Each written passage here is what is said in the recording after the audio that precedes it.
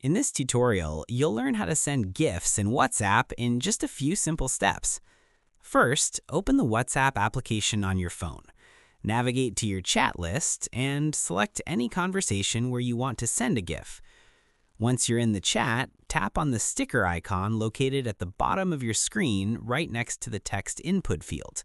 This opens your WhatsApp sticker menu. Now tap on the GIF option next to the Stickers tab.